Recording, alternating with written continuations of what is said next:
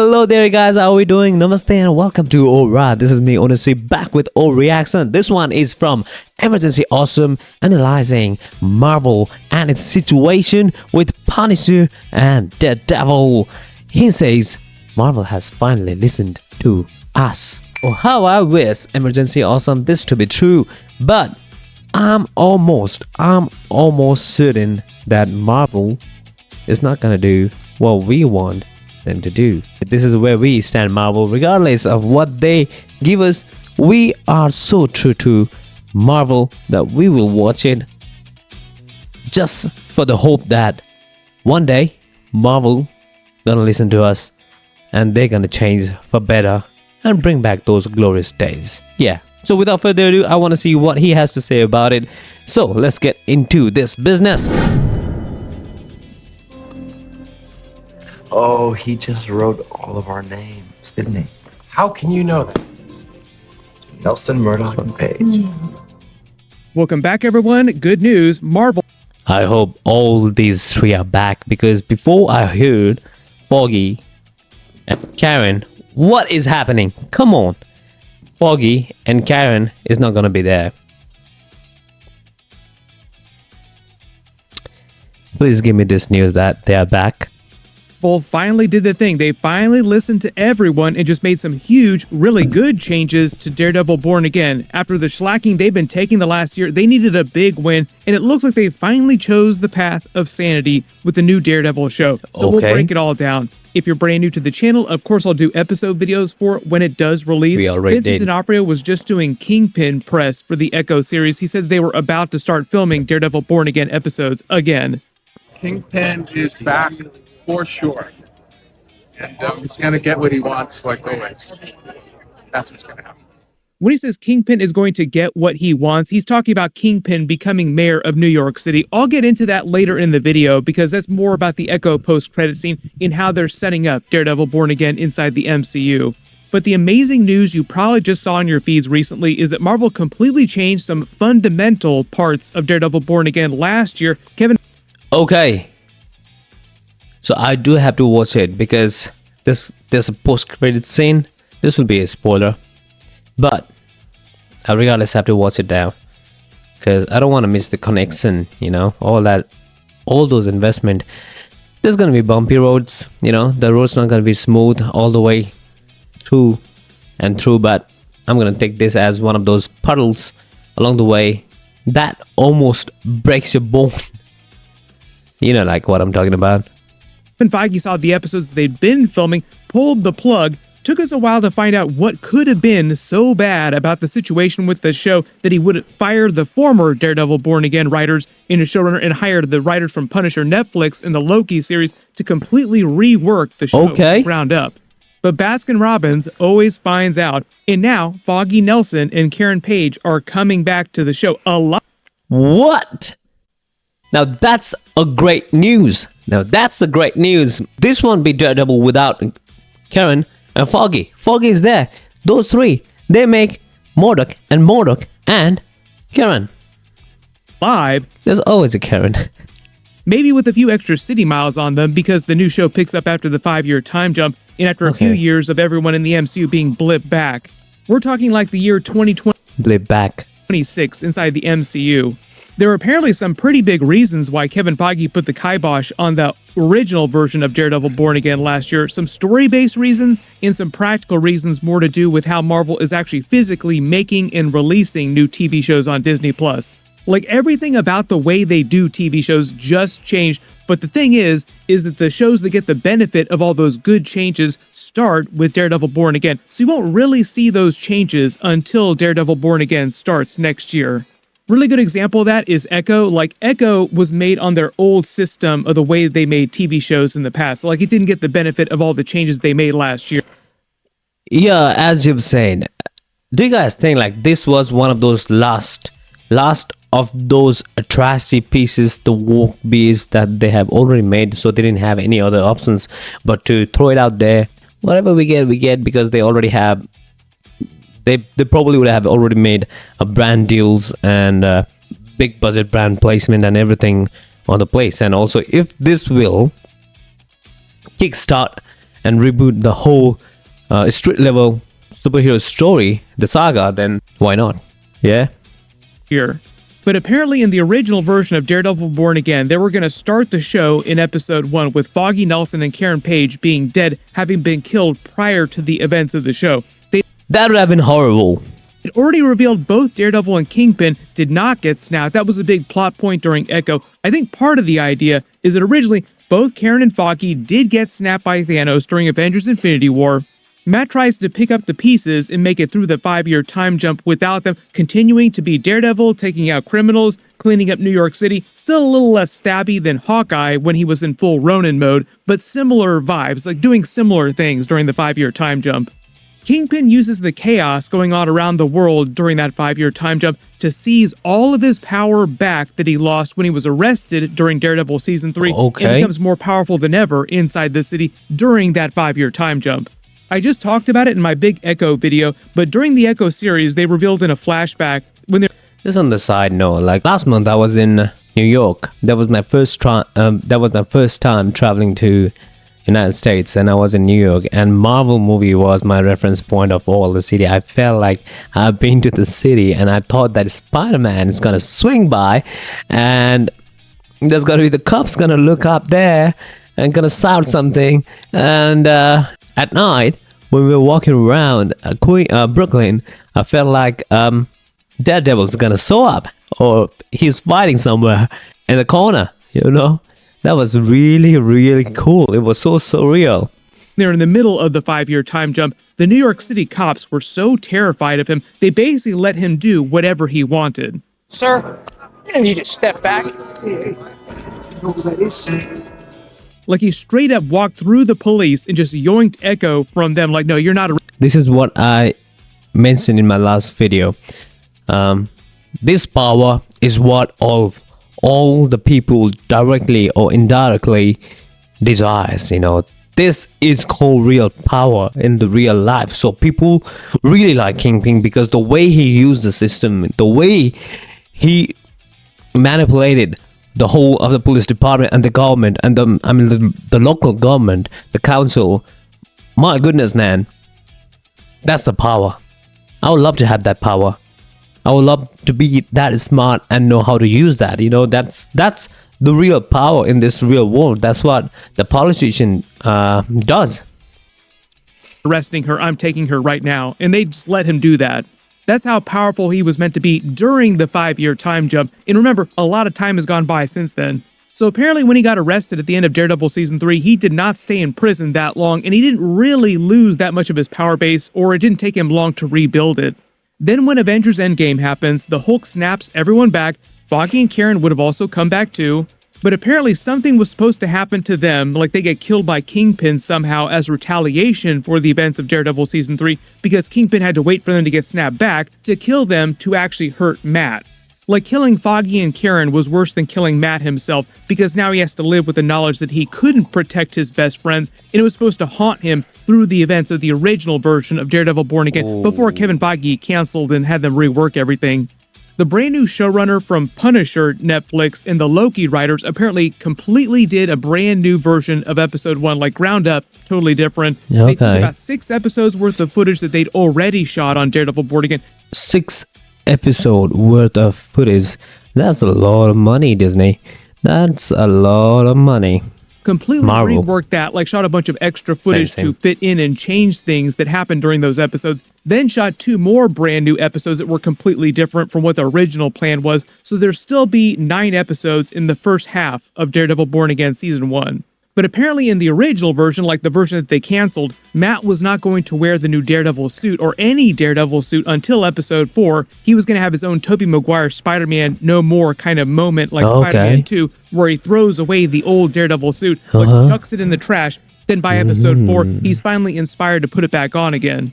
It sounds like originally their plan was to kill off Foggy and Karen, mostly just to create more drama and conflict at the beginning of the season, like give This guy Daredevil more is of a reason to epitome of hate superhero that were and even coolness. necessary, or hate other villains during the season if it was going to be another villain killing them. However that went down, Kevin Feige was just totally not cool with it. Was like, no, quality control, boom, stop right now. We're going to completely redo all this stuff. This time. Apparently, it was actually the strikes that basically forced everybody in Hollywood to go on break. Someone on the comments in the previous video was making remarks on Vincent body shape. I mean, like Kingpin's body shape. It was funny. It was funny though. For a large portion of last year. During that, Kevin Feige watched the episodes that they'd already been filming on Daredevil Born Again, and that's when he decided to cancel everything and completely rework the show. It almost makes it sound like he hadn't actually been watching the episodes they've been... This guy is one heck of a good-looking son of a gun. Filming like the dailies up until the strike actually happened. Like, normally you'd expect him to be spending way more time on the series while they were actually making it. I've already done a couple videos about this in the past, like it's part of the bigger changes at Marvel where they basically pulled way back on their output, like they slowed everything down, delayed a lot of the movies that are happening in 2024 to 2025 so they had more time for quality control. One of the reasons they did that, one of the biggest problems they had, is that at Disney, the powers that be were basically forcing them to release a ton of TV shows and a ton of movies every year. Like, what if... Yep, I truly believe that is since the Disney wanted to launch Disney Plus, they started forcing Marvel to create the contents for their own platform so they can, gain all those Marvel viewers and capitalize on that. And it backfired. The whole reputation almost tarnished. I'm saying it hasn't tarnished. Almost. One more year and you're done. Every movie, what if every TV show could be a Marvel TV show? Obviously, the answer is no. Kevin Feige only has so many hours in the day that he can actually do quality control, and it turns out he is the secret sauce that actually makes a lot of the stuff that they do really good.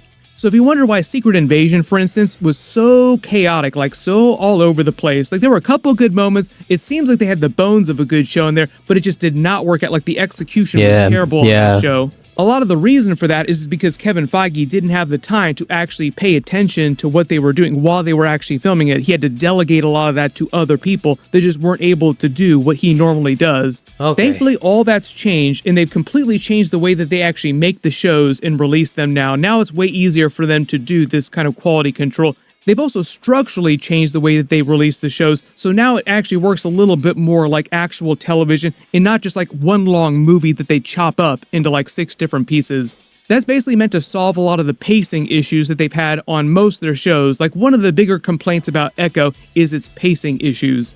I just did a video for the Echo post-credit scene. It's meant to be a Daredevil Born Again teaser directly setting up the series, so I'll link it at the end of this. Basically, Kingpin getting the idea to run for mayor of New York City. Supposedly in the new version of the show, he might start the show already being mayor. But Foggy and Karen are back and alive. John Bernthal's Punisher was meant to be a core main character in... When I was watching that series, Marvel Daredevil 3, season 3, I think, where Kingpin wakes up in the morning and makes his omelette and then sits down by the window in his dining table, long ass dining table, and just eats the egg in the morning. Your morning breakfast is important. And I think that actually affected me so much that every morning I woke up, I made an omelette and I started eating it. I picked up that habit and it was pretty good for me. I was good. And then I added a toast and it was much better.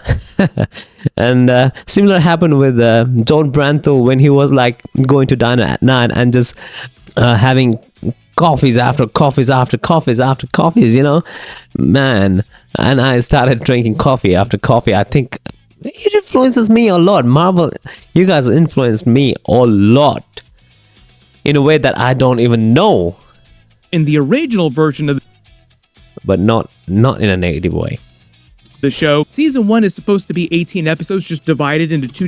Same way, sorry to interrupt. Same way, Supernatural, Jensen Ackles affected me, influenced me. I would say influenced me, sorry. Let's put a positive connotation.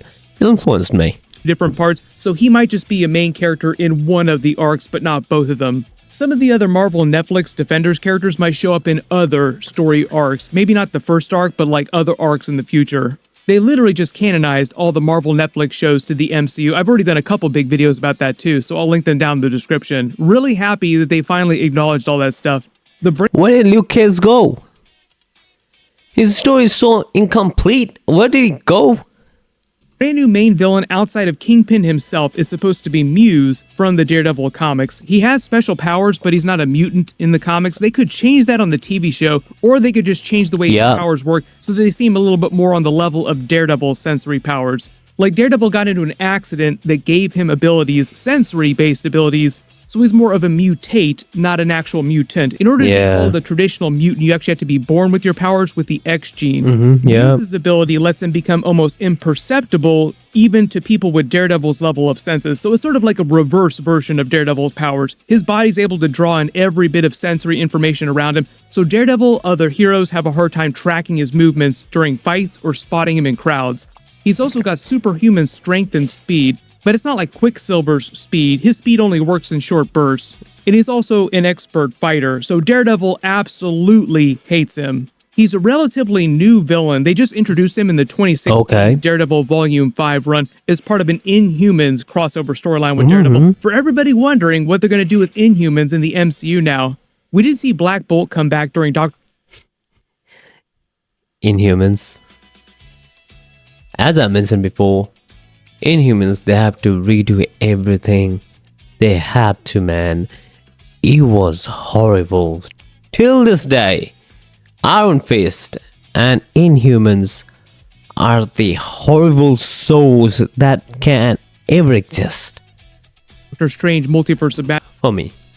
Madness. So they're canon to the larger multiverse, but they haven't really said what their plan is for Inhumans inside the main MCU universe.